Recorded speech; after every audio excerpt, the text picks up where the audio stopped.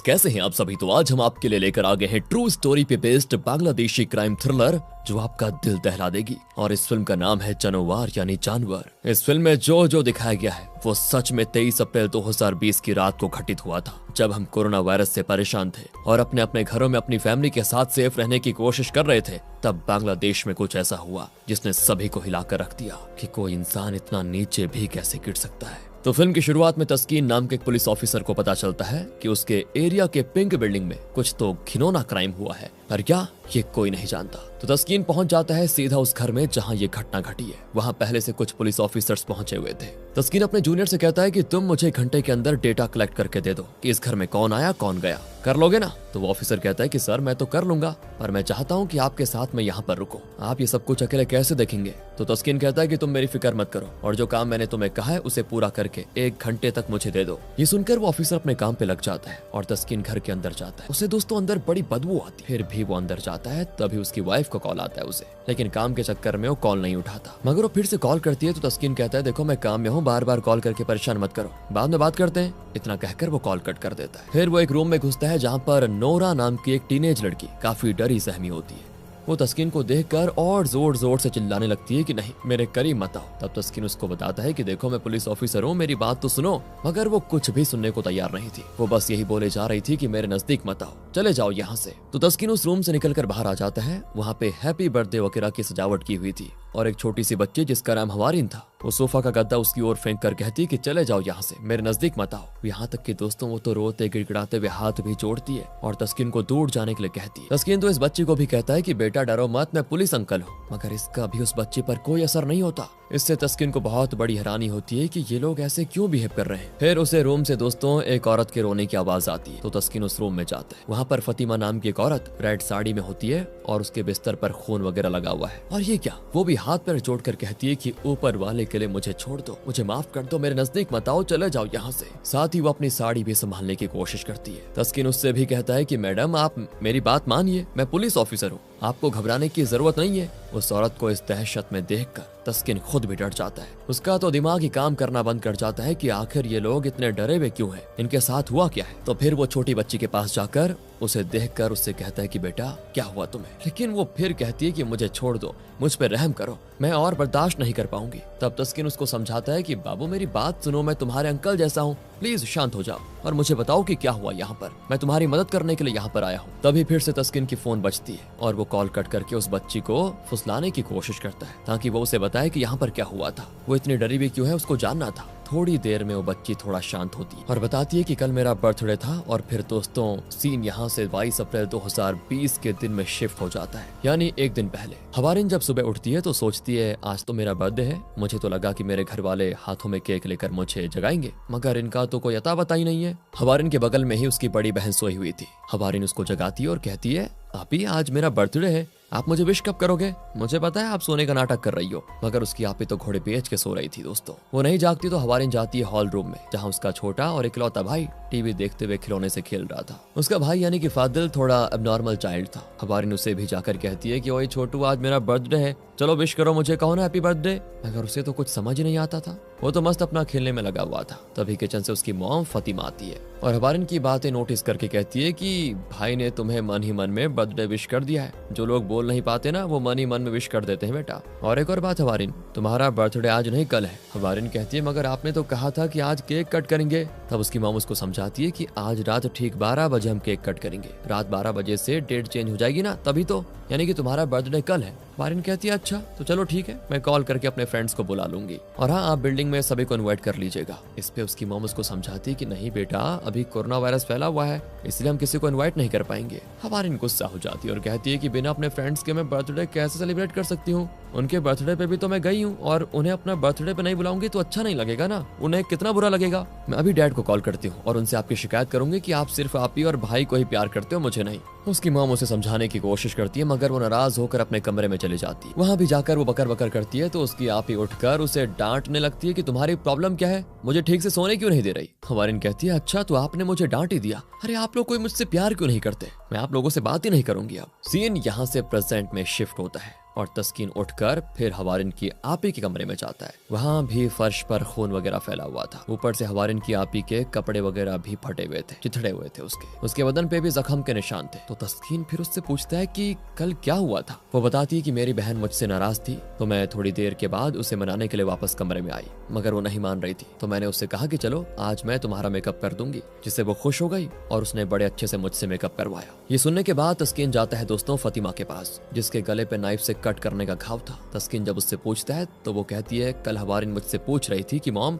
आप मेरे लिए कितनी बड़ी केक लाओगी, तो मैंने उससे कहा कि बहुत बड़ा। इसके बाद वो पूछने लगी कि आप 12 बजे रात में केक क्यों कट करेंगी, तो मैंने उसे बताया क्योंकि 12 बजे से तुम्हारा बर्थडे शुरू हो जाएगा। तब उसने मुझसे पूछा कि माँ पैदा कितने बजे हुई थी मैंने बताया 2:30 बजे। तो वो भी कहने लगी कि फिर तो हमें 2:30 बजे केक कट करना चाहिए। तो मैं भी मान गई कि ठीक है बेटा, आज हम 2:30 बजे केक कट करेंगे, मगर हाँ उसके लिए हमें थोड़ा जल्दी सोना होगा। आज हम 10 बजे सो जाएंगे ताकि हम 1 बजे उठकर डैड को पहले वीडियो कॉल करेंगे और फिर 2:30 बजे केक कट कर देंगे। अब दोस्तों हवारिन की बड़ी बहन नोरा तस्कीन को बताती है कि हम लोग बहुत ही खुश थे, हमने पूरा घर सजाया। रात में 7:30 बजे के करीब डैड से वीडियो कॉल पे बात भी किया। वो दरअसल काम करने के लिए मलेशिया गए हुए हैं, इसीलिए वो हमारे साथ नहीं है, मगर हम उन्हें अपने हर अच्छे बुरे पल में वीडियो कॉल के थ्रू कनेक्टेड रहते हैं। फिर मैं हवारिन की आंख बंद करके उसे हॉल रूम में लेकर गई। वहाँ का डेकोरेशन देखकर हवारिन बड़ी खुश हो गई और उसने मुझे और मॉम को बड़े प्यार से गले लगाकर थैंक यू कहा। फिर मैंने उसे उसका बर्थडे केक दिखाया। उसे केक तो बड़ा ही प्यारा लगा, मगर वो कहने लगी मॉम आपने तो कहा था कि आप बहुत बड़ा केक लेकर आओगी। तब ये सुनने के बाद मॉम ने उसको समझाया कि बेटा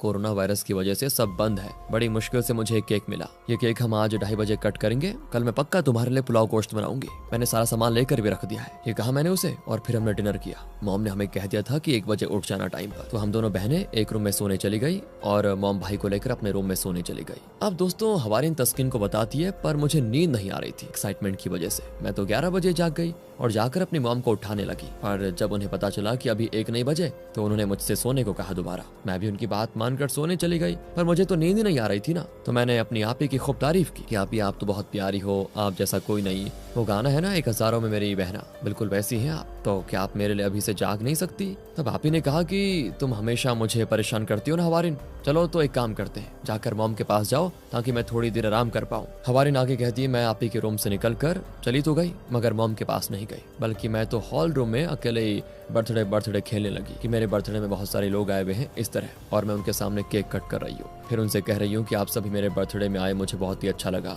आप सभी डिनर करके जाइएगा। इस तरह मैं बातें करने लगी। फिर मैं ये भी इमेजिन करने लगी कि मैं अपने फ्रेंड्स के साथ फोटो क्लिक करवा रही हूँ, उनके गिफ्ट्स वगैरह को देख रही हूँ, और इस तरह अकेले अकेले हॉल रूम के सोफे पर सो गई। फिर दोस्तों हमें दिखाया जाता है कि एक आदमी अपने चेहरे पे रुमाल बांधे हुए और हाथों में चाकू लिए हुए हवारिन के घर में एंटर करता है। वो हवारिन को सोते देखकर निश्चिंत हो जाता है और अपने बाकी साथियों को भी अंदर बुला लेता है। फिर वो सबको बताता है कि इस घर में कौन सा रूम किधर है, जैसे उसे सब बहुत ही अच्छे से पता था। दोस्तों ये लोग कुल मिलकर 5 लोग थे जो कि फातिमा के घर पर चोरी करने के मकसद से घुसे थे। इन्हें खबर मिली थी कि फातिमा के घर पर 20 लाख रुपए हैं। तो इस ग्रुप का मुखिया एक चोर से कहता है कि तुम्हें पक्का पता है ना कि इसी घर में 20 लाख रुपए हैं, कहीं वो दूसरा घर तो नहीं। वो जवाब देता है कि हाँ ये बात 100% सच है, मैंने खुद अपने कान से इन्हें कॉल पे बात करते हुए सुना कि घर पे 20 लाख रुपए रखे हुए हैं। तो एक चोर पूछता है कि अरे ऐसा भी तो हो सकता है कि उन्होंने वो पैसा बैंक में रख दिया हो, मगर दूसरा वाला कहता है कि नहीं, पैसे तो घर पर ही है। तभी इनमें से एक चोर कहने लगता है कि इस घर की बड़ी बेटी बहुत ही सुंदर है, मुझे उसके साथ सोना है, पैसे वैसे में मेरा कोई इंटरेस्ट नहीं है। ये सुनकर बाकी चोर उस पर भड़क जाते हैं कि ये कोई टाइम है अपनी हवस मिटाने का, बेकार की बातें मत करो, मगर वो मानने को तैयार नहीं होता। तो उसके साथ ही कहते हैं कि पहले पैसे ढूंढ लो, इसके बाद में बात करते हैं। प्रेजेंट में कहानी बताते हुए हवारिन आगे बताती है कि मेरी नींद खुल गई उनकी आवाज की वजह से, तो उन्होंने मेरे हाथ पैर और मुंह सभी बांध दिया ताकि मैं चिल्ला ना पाऊं, और फिर उन्होंने कुछ तो अपने जुगाड़ से मेरी मॉम के रूम का दरवाजा खोल दिया और वहाँ वो पैसे ढूंढने लगे, मगर उन्हें पैसे नहीं मिले। तो उन्होंने मॉम को उठाया और चाकू दिखाकर धमकाने लग गए कि अगर तुमने शोर शराबा किया तो जान से हाथ धो बैठोगी। और फिर वो उनसे पैसों के बारे में पूछते पूछते उन्हें घसीट कर हॉल रूम में लेकर आ गए। तो दोस्तों उस समय फातिमा हाथ पैर जोड़ने लगी थी, उन्हें भाई भाई कहकर कहती है कि प्लीज भाई हमें छोड़ दो, मेरे पास जो भी है वो सब मैं आप लोगों को देने को तैयार हूँ। तब वो उठकर उसके पास जो भी पैसे रखे थे उन्हें लाकर उनको दे देती है। मगर ये क्या, ये तो सिर्फ 30,000 रुपए होते हैं। ये देखकर तो चोरों का दिमाग खराब हो जाता है। वो फातिमा के साथ गाली गलौज करने लग जाते हैं और पूछते हैं कि 20 लाख कहाँ छुपा के रखे हुए हैं। फातिमा बताती है कि नहीं, मेरे पास तो इतने पैसे हैं जो मैंने आपको दे दिए। तब वो लोग हवारिन के छोटे भाई को लाने को कहते हैं और उसकी जान की धमकी देकर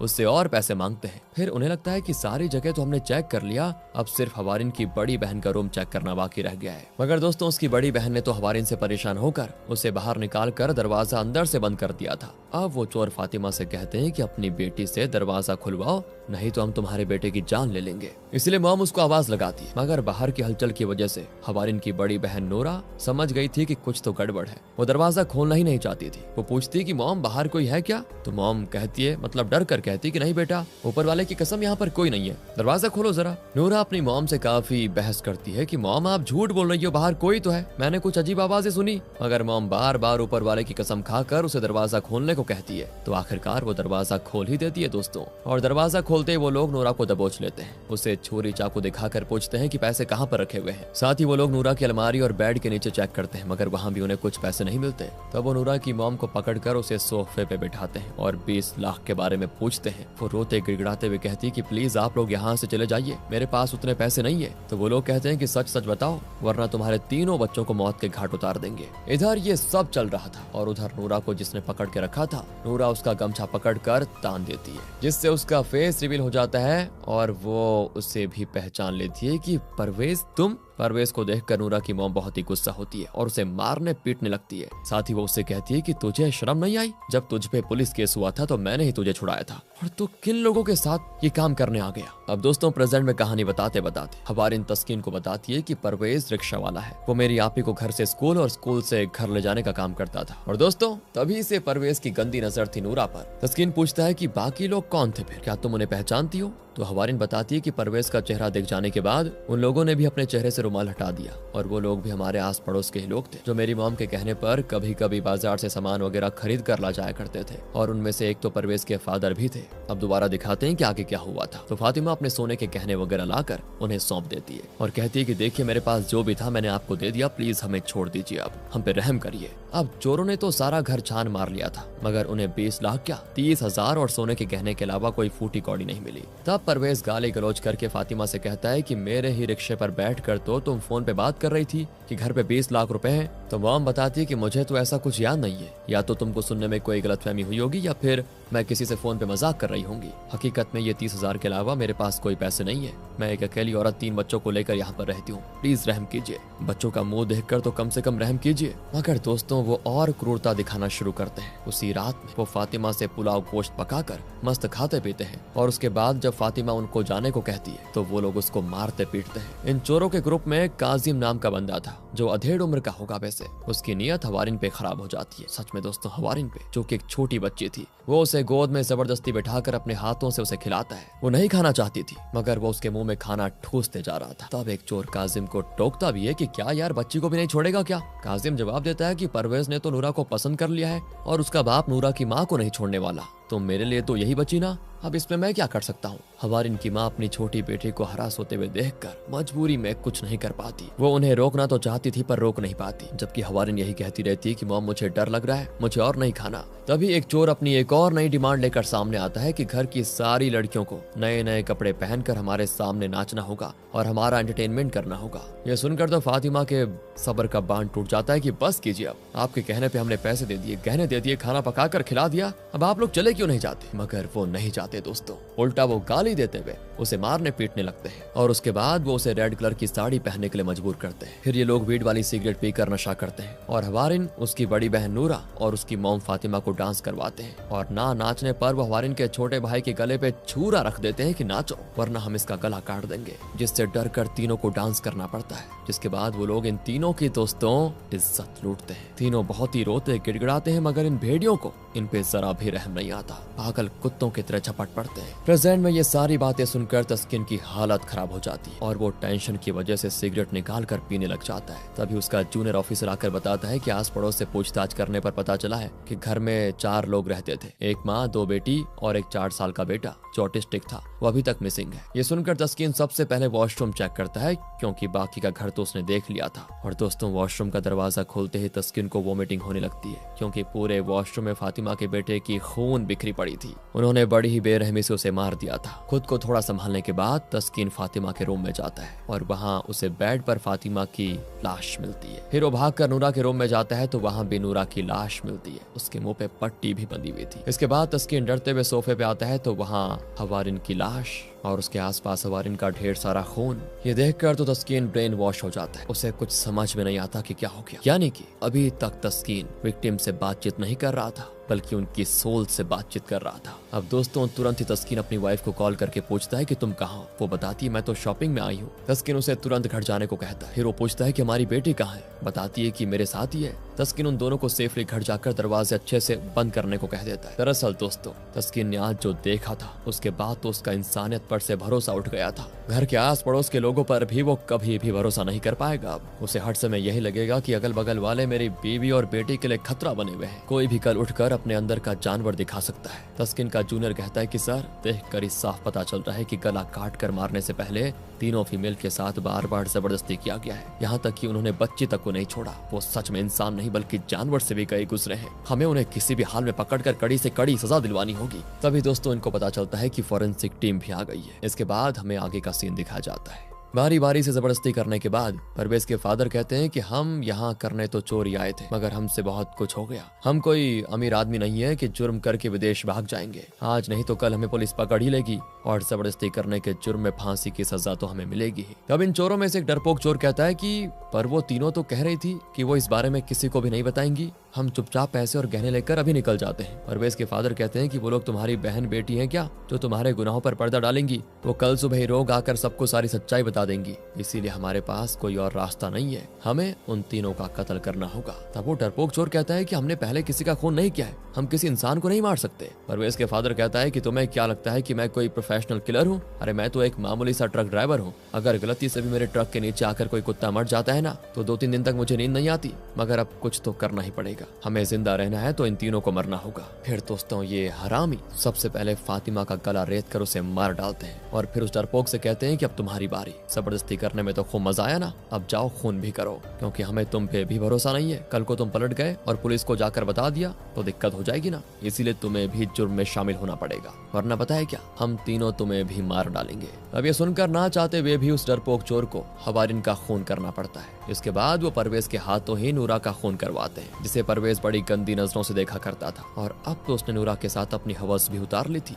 मगर वो सही से नूरा का गला नहीं काट पाता तो उसका एक साथी नूरा को स्टैप करके मार डालता है। इसके बाद ये यहाँ से भागने को तैयार हो जाते हैं, मगर परवेज का फादर कहता है कि हमें उसके ऑटिस्टिक भाई फादिल को भी मारना होगा। भले ही वो बकलोल है मगर उसके पास आंखें तो हैं। अगर पुलिस वाले चेहरा पहचानने को कहेंगे और उसने हमें पहचान लिया तो भी दिक्कत है। मगर कोई भी उस मासूम बच्चे को मारने को तैयार नहीं था। तो परवेज का फादर ही फादिल को वॉशरूम में लेकर मार डालता है और फिर ये लोग यहाँ से भाग जाते हैं। इसके बाद हमें हवारिन का बर्थडे सेलिब्रेशन दिखाया जाता है कि अगर वो 5 कमीने उस दिन हवारिन के घर पर ना आए होते तो इस तरह से वो अपनी पूरी फैमिली के साथ खुशी खुशी बर्थडे सेलिब्रेट करती। मगर अफसोस दोस्तों ऐसा नहीं हो पाया। फिर आखिर में ये देखिए दोस्तों, रियल विक्टिम्स की फोटोग्राफ्स दिखाई जाती है, जिससे हमें पता चलता है कि ये सारी घटना रियल में घटी थी, वो भी बांग्लादेश के गाजीपुर के एक घर के 2nd फ्लोर के फ्लैट में। यह घटना 23 अप्रैल की रात घटी थी और इसमें फातिमा जिसकी उम्र 40 थी, उसकी 2 बेटियां नूरा उम्र 16 साल और हवारिन उम्र 12 साल के साथ साथ बेटे फादिल जिसकी उम्र महज 8 साल थी, उसकी भी जान चली गई। हालांकि पुलिस ने फुर्ती दिखाकर 5 मुजरिमों को उनके गुनाह का दंड इनको दे दिया था, जिसमें शामिल था काजिम उम्र 50, काजिम का बेटा परवेज उम्र 18, हानिफ उम्र 32, बाशिर उम्र 16, हिलाल उम्र 30 और इलाही मियां उम्र 35। दोस्तों तो इस तरह ये कांड हुआ था। हमेशा सतर्क रहिएगा, किसी पर भी बहुत जल्दी भरोसा मत करना। Thanks for watching.